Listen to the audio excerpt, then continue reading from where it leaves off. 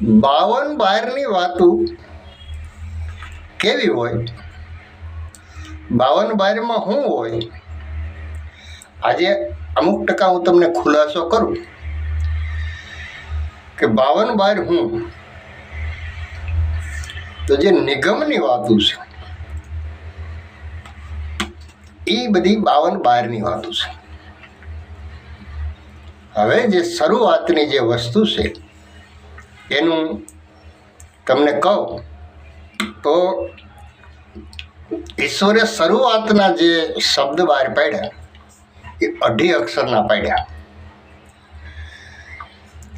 2.5 અક્ષરના શબ્દ બહાર પાડ્યા એ આ ઘણા લોકોને ખ્યાલ છે. કોઈ એને ઓહમ સોહમ કહે, પણ શરૂઆતમાં ઓમ,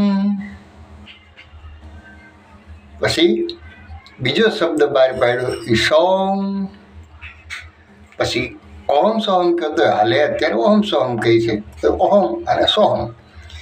બાકી શરૂઆતની અંદર ઓમ અને સોમ. ઓમનો અર્થ થાય છે શરૂઆત અને સોમનો અર્થ થાય છે એન્ડ.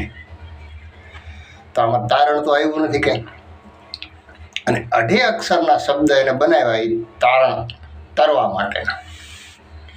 એ 2.5 અક્ષરના જે શબ્દ તરવા માટેના છે તો એ ક્યાં, તો કે એ કહે છે ને કે પોથા પઢકર જગમવા પંડિત ભયા ન કોઈ, 2.5 અક્ષર પ્યાર કા પઢે સો પંડિત હોય. એ 2.5 અક્ષર જે પ્રેમ છે ને એ 2.5 અક્ષર તરવા માટેના છે. પછી 2.5 અક્ષરની દુનિયા બનાવી. તો કે દુનિયા કઈ રીતે 2.5 અક્ષરની થઈ, તો કે એક સ્ત્રી અને એક પુરુષ 2 થયા.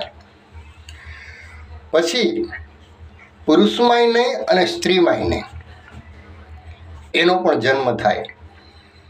એ બહુસરા માતાજીના પૂજારી થાય એને આપણે ભગત કહીએ. હવે એટલે એ નરમાંય ન ગણાય અને નારીમાંય ન ગણાય. અને પછી બહુસર માતાજીની પૂજા કરે એના ભગત બને એટલે એ અડધા ગણાય, પૂરા ન ગણાય. એટલે એક નર એક નારી અને એ અડધા 2.5 અક્ષરની દુનિયા થઈ. 2.5 અક્ષરની દુનિયા, 2.5 અક્ષર પહેલાં શબ્દ બહાર પાડ્યો ને 2.5 અક્ષરનું તારણ બહાર પાડ્યું કે આ 2.5 અક્ષરથી માણસ તરી શકશે. પણ જે પ્રેમ શબ્દ છે એ હજી સુધીમાં જે સમજી ગયા એ તરી ગયા, નથી સમજી શકતા એ હજી ગોથે સડ્યા છે. એટલે આ શરૂઆતની જે નિગમની વાતો છે, આગળ શું હતું એ બધું 52 બાર આવે. હવે 52 બારનો તમને કહું તો જે જીવાત્મા છે આપણો એ બ્રહ્મા વિષ્ણુ મહેશનો અંશ છે. જે શિવ છે એ જ જીવ છે, જે બ્રહ્મા છે એ જ જીવ છે, જે વિષ્ણુ છે એ જ જીવ છે. ત્રણેયનો અંશ આપણામાં મેલેલો છે એ જીવાત્મા. હવે હજારો જીવો, સેંકડો જીવો આમાં ઘુમરા મારે. હાથીમાં એ, કીડીમાં એ, આપણામાં એ. હવે આપણે આ બધા મહાપુરુષો આ બધા જે સત્સંગ કરતા હોય, વાતો કરતા હોય કે આપણે આપણા દર્શન કરવાના છે. તો જો આપણે આપણા જ દર્શન કરવાના હોય તો આપણામાં જે અંશ બેઠો છે શિવનો છે. આપણે શિવના અંશ છે તો આપણે શિવના જ દર્શન કરવાના છે. આપણું રૂપ જ છે. કારણ કે જે જીવાત્મા છે જીવ શિવ છે.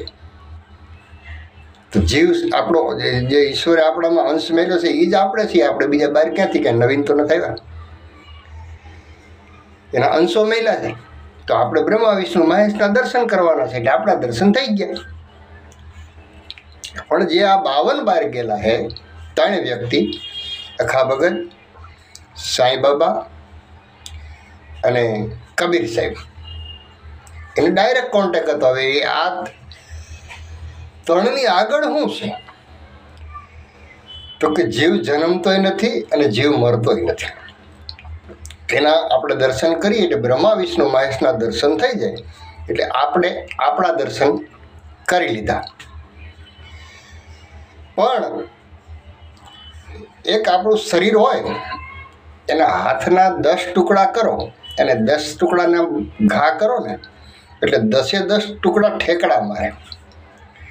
કોઈ બી બોડી હોય, કોઈ બી જીવતો માણસ હોય એને તમે કટકા કરો ને, એના હાથના કે પગના એને ઘા કરો એટલે ઠેકડા મારે ઘડીક સાંભળી. કોઈ 5 સેકન્ડ, કોઈ 10 સેકન્ડ, કોઈ 20 સેકન્ડ, કોઈ 30 સેકન્ડ નોખા ઠેકડા મારે. 10 ઘા કરો, 10 ઠેકડા મારે. તો આપણા શરીરમાં જીવ તો એક જ છે. આપણા હાથના 10 ઘા કટકા કર્યા હોય, આમ ઘા કરીએ તો 10 ઠેકડા શું કામ મારે? એમાં થોડો જીવ છે. એ શું છે? તો કઈ ચેતન છે, એને પકડવાનું છે. અને જ્યાં 52 બાર ગયા હતા ને, ચેતનને પકડ્યો હતા એને.